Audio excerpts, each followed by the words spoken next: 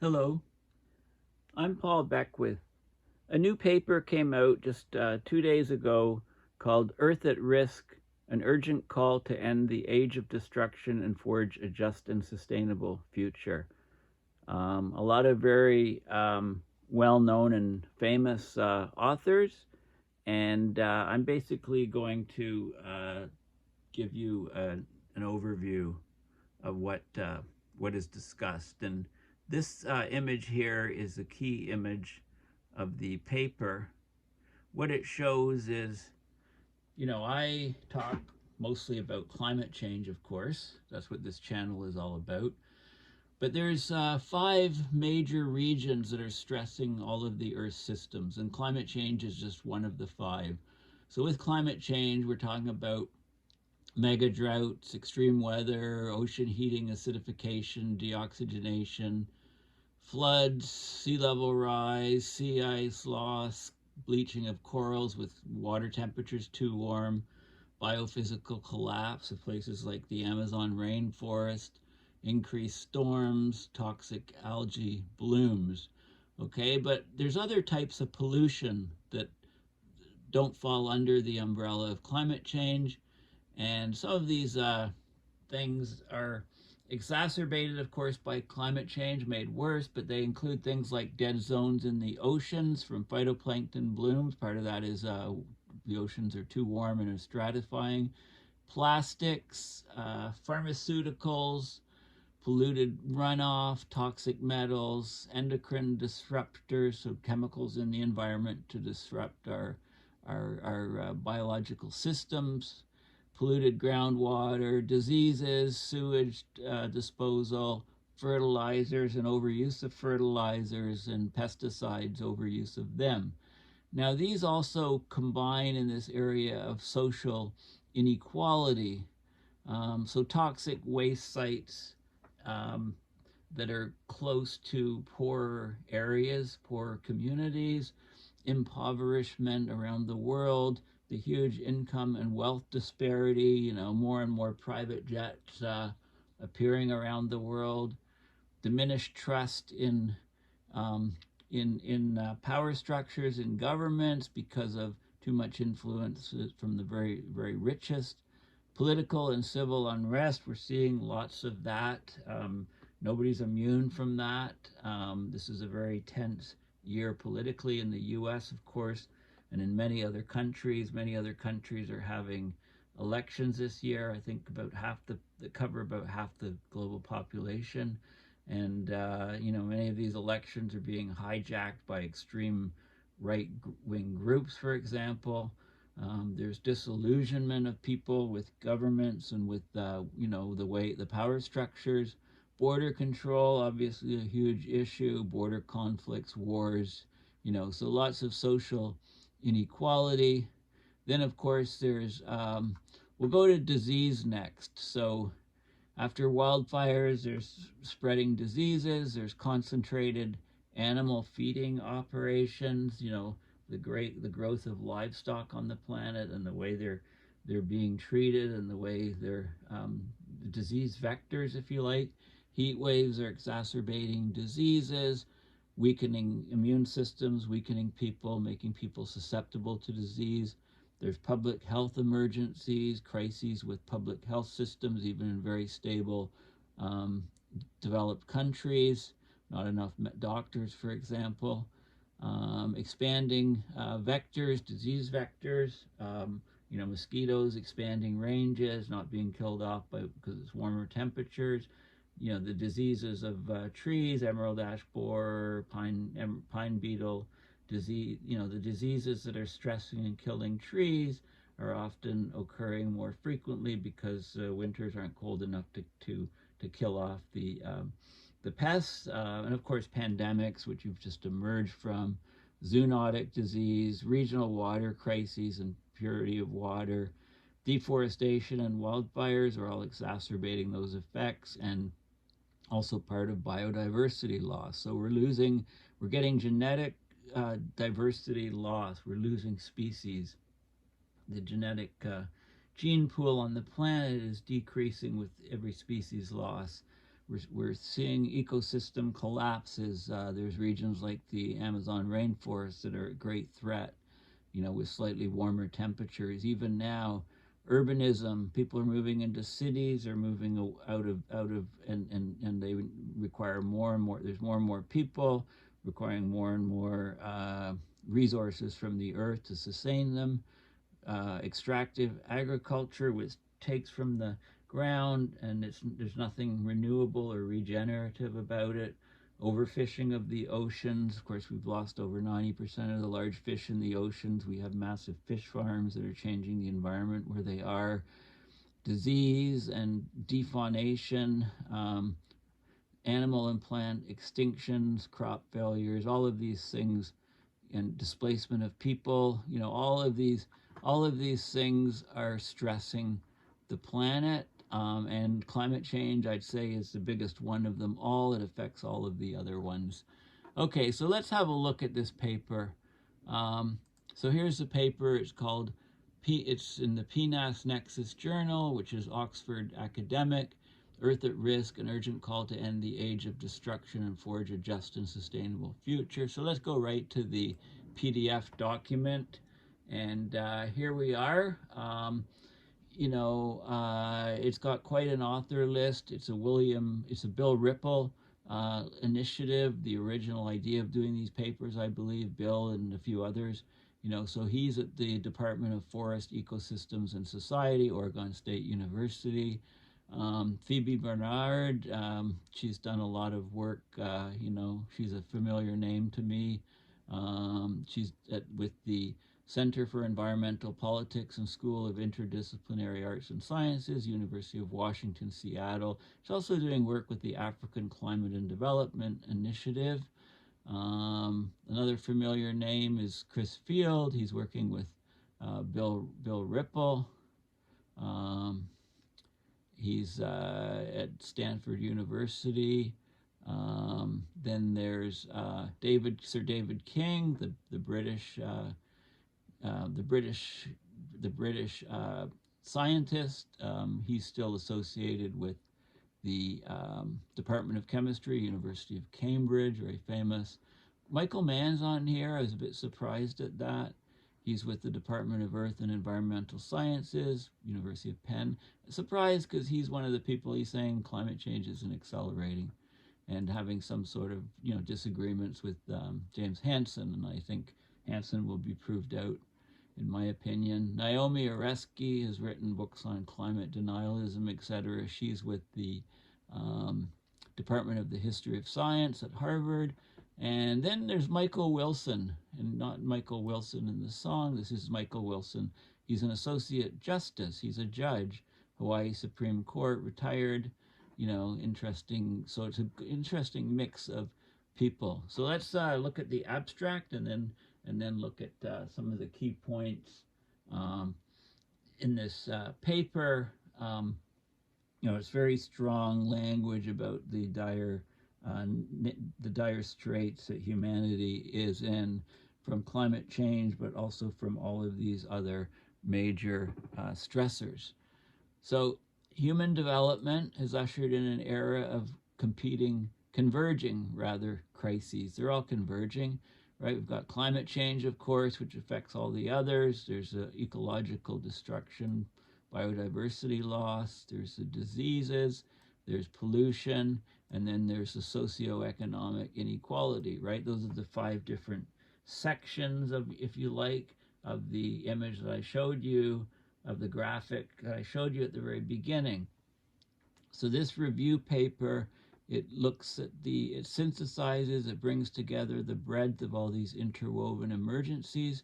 It underscores the urgent need for comprehensive integrated action.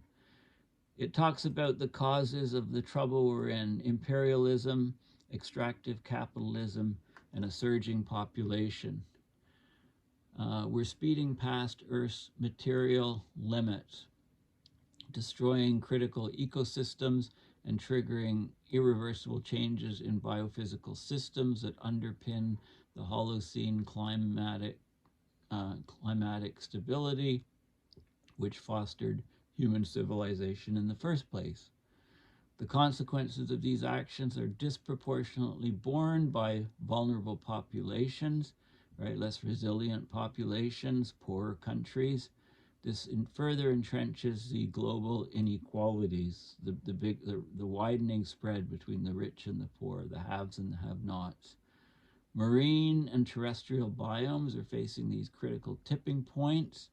There's escalating challenges to food and water access, and these things foreshadow a bleak outlook for global security. Against this backdrop of Earth at risk, we call for a global response centered on urgent decarbonization, fostering reciprocity, give and take with nature, and implementing regenerative practices in natural resource management. We call for the elimination of detrimental subsidies. These are fossil fuel subsidies, the promotion of equitable human exploitative of human development, promotion of equitable human development, transformative financial support for lower income nations. We need a critical paradigm shift, replace the exploitative, wealth-oriented capitalism with an economic model to prioritize sustainability, resilience, and justice. All hunky-dory, right? What we want. We advocate a global cultural shift that elevates kinship with nature and communal well-being. So this is more, First Nations approach to the planet. And we need to recognize Earth's finite resources and the interconnectedness of all the inhabitants, the overall system. To navigate away from this precipice, and have no doubts we're right on the precipice, we must collectively harness political will, economic resources, and societal values to steer towards a future where human progress does not come at the cost of ecological integrity and social equity. Okay, so this is a very significant paper. And there's details, about the climate. I'm not going to go through them all. I mean, we basically, we hit 1.45 degrees of global heating in 2023. Okay, that I talked about that with the recent WMO, World Meteorological Organization report. We already see nearly 1/3 of the world population exposed to deadly heat waves. We had a 9-fold increase in large North American wildfires, record-setting regional scale mega droughts, Antarctic ice sheet losing nearly 75% more ice between 2011 and 2020 than it did between 2001 and 2010. Animal and plant extinctions projected to increase 2 to 5-fold in the coming decades, deepening genetic diversity loss, weakened global ecosystems pushed to the breaking point. Okay, we're the warmest we've been at any point in 125,000 years. Yet demand for oil went to over 100 million barrels per day in 2023, the highest ever in history. Despite decades of global investment in clean energy, fossil fuels are still providing over 80% of global energy use. That figure hasn't changed in decades. The renewables that have come online in the last number of decades have just, they're not reducing that 80%. They're just covering the additional increase in demand for energy. And, we're on course to heat to at least 3 degrees Celsius, perhaps more. That would displace 1/3 of humanity. One study shows that about 9% of people already live outside the human climate niche. Compared with people born in 1960, children born today will experience 7.5 times as many heat waves, 3.6 times as many droughts, 3 times as many crop failures, 2.8 times as many river floods, and twice as many wildfires. We're looking at extinction of species, macroscopic large species, by 14 to 32% in the next 50 years. That includes 3 to 6 million animal and plant species. This is even under intermediate warming, which we're nowhere near. We're having record high warming, accelerating warming. And it goes on and on and on. And of the 40 leading economies, all of which agreed in the 2015 Paris Climate Accord to take all necessary actions to stop global heating below 1.5, not one nation is on track to do what they promised. So nations promise I mean, this is like 9 years ago, right? Nations are full of promises and not meeting any of those promises. Okay, and yeah, so it goes on. It's very detailed about all aspects of these um, great issues that we're facing. So you know, this diagram, like I said, is kind of a key diagram showing it's not all climate change, it's pollution, it's social inequality, it's biodiversity loss and disease. And what's causing this is population growth, imperialism, and the extractive relationship with nature, trying to dominate nature, control nature, take from nature and not give back to nature. Okay, so you know we're here. Here's some other plots. You know, this is the world that we're in right now. Uh, 2022. So these are this was a 20. This is a decadal average, 1979 to 2000. This is over 20-year average. The lower curve. This is 1981 to 2010. This is over 30 years average, and this is over 30 years average starting in 1991, those curves. The gray is all of the data from 1940 to 2022, the envelope or spread of the data. And then we've got 2022 here, and we've got 2023, and this is the difference between 2023 and the previous record. So 2023 was a year of records, and here's where we were in 2024. We're still going up here, well above any previous year. This is the air temperature at 2 meters above the surface, 2 meters, 6 feet being where the height of most of the weather station equipment monitored on poles just above the ground. This is the sea surface temperature. It's even scarier. This is the difference between 2023 and the previous record. And here's where we are. We're way above where we should be with sea surface temperature.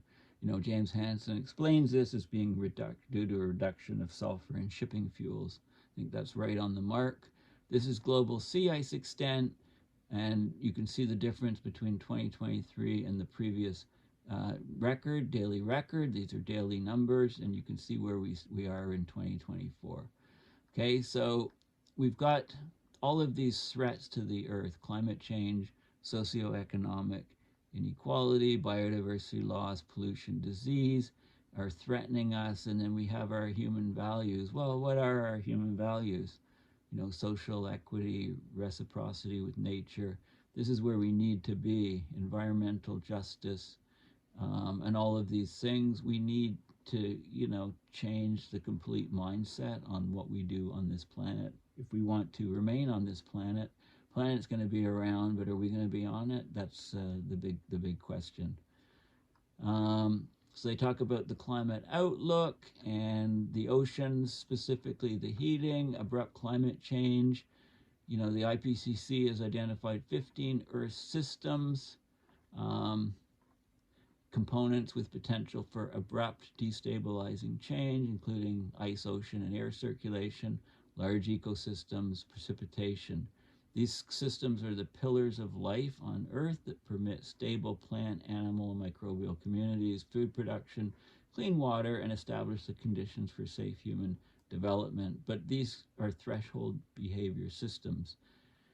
They appear to remain stable as global temperature rises, but at a certain level of heating, they may tip into a fundamentally irreversible new state that isn't good for us. Again, it talks about some of the tipping points, talks about the oceans, abrupt changes, food and water security. You know, this is going to be the thing that gets us. I mean, we had the Green Revolution over 50 years ago that increased productivity of crops through selective genetic breeding, monocultures, improvement of seeds, the use of chemical fertilizer and pesticides. But, you know, we're not gaining any more yields. We're dropping yields, and there's more and more people going into hunger around the world. You know, industrial farming, agricultural land, degradation of soils, you know, the whole gamut of things. And, you know, the demand for food is only going to increase. Demand for wheat, for example, projected to increase 60%. So all of the details are in here. Um, Even limiting global warming to 1.5, which isn't happening, the risk of simultaneous crop failure for maize, wheat, and soybean is, these sort of numbers, really high numbers. 2 degrees, the numbers are much, much higher. So growing enough food for people, we're going to have global food shortages. And it's getting hotter and hotter. I've recently in Indonesia, Malaysia, and the Philippines, they're setting record temperatures even for this, even for early April. And they've had to close schools and stuff. So more and more people around the planet are being exposed to warmer, hotter temperatures, and also excessively warm temperatures like 56 Celsius and higher. Those sort of temperatures for several weeks, and you get mass mortality of humans. We just can't deal with that. Of course, illness and disease increasing, economic inequality, ecological destruction, global security, all these things being compromised. The huge divide between the rich and poor. He talks about climate purgatory, using renewables, how it's increasing, etc. But we're just getting nowhere near what we need to do, nowhere near the funds and money. Basically our mindset has to change. We need a new era of reciprocity with nature, and among human societies, a completely new way of thinking. Shows some of the temperature bands. We could be up well over 4 Celsius by, this is likely range, and this is very likely range, and forget the numbers that are low here. We're already jumping up significantly in the last couple of years. Okay, so this is a very, very frank report. It doesn't pull punches. It talks about how dire things are, and it does have a lot of suggestions that we need. We can't avoid rapid and legitimate decarbonization, okay, if we want to remain on this planet. We need to revise the basis for decision making under the UN Framework Convention on Climate Change. Right, they have unanimous voting, right? That's crazy. One nation votes against it, the whole thing doesn't pass. That's insane. Need to build a new era of reciprocity and kinship with nature. Use indigenous knowledge would go a long way to helping us in this area. Implementing sustainable regenerative practices, eliminating the environmentally harmful subsidies. It doesn't say specifically subsidies for fossil fuels, but that's what it means. Promote gender justice, accelerate human development in the SDG, Sustainable Development Goal sectors. In low and middle income nations, relieve debt. Okay, we need a shift of values. So how do we achieve these above goals? Well, we need education, and more education of young people in sustainability and equity concepts, and policy, legal frameworks, and legislation, economic incentives, cross-sector partnerships, community empowerment, corporate responsibility and accountability. This is our wish list. Incentives for sustainable, equitable behavior, innovation in tech, leadership and commitment, cultural narratives, global engagement. And this is not happening, right? This is not happening. So here's the history: imperialism, population growth, extractive relationship with nature is causing these disease, climate change, biodiversity loss, socioeconomic inequality, and pollution, right? That image I showed you at the very beginning. And here's what we need to do for a just and sustainable future. All of these different things, right? All of them can chip away at the problem and bring us back to where we want to be. But is this happening? No, it's not happening.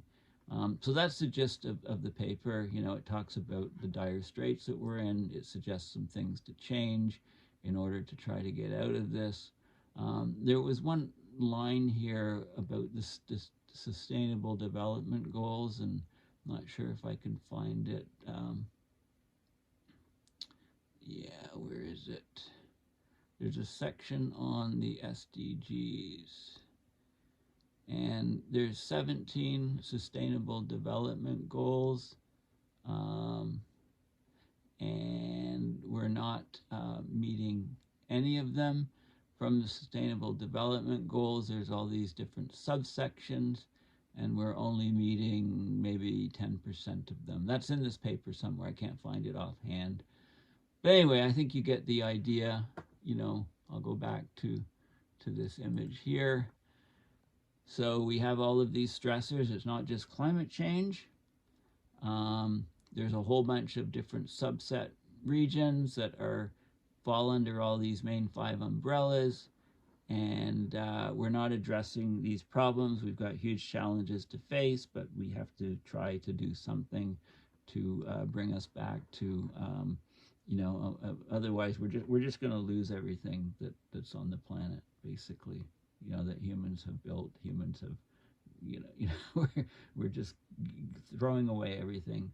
It's not like, we're by not taking action on climate and these other issues, by having ineffective politicians and governments, by not putting money into it, by having more and more wealth disparity, rich versus poor, we're going down to a very dark, deep place and causing irreversible damage to this planet.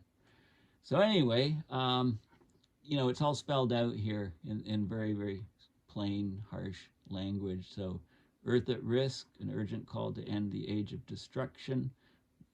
That's where we are. We're in the age of destruction. We need to forge a just and sustainable future, at least try, not for the sake of us, but for the sake of our kids, for the sake of grandkids, for the sake of continuity of human presence on this planet. Anyway, thank you for listening. Please consider going to my PayPal to donate to support my research and videos. Thanks again, and bye for now.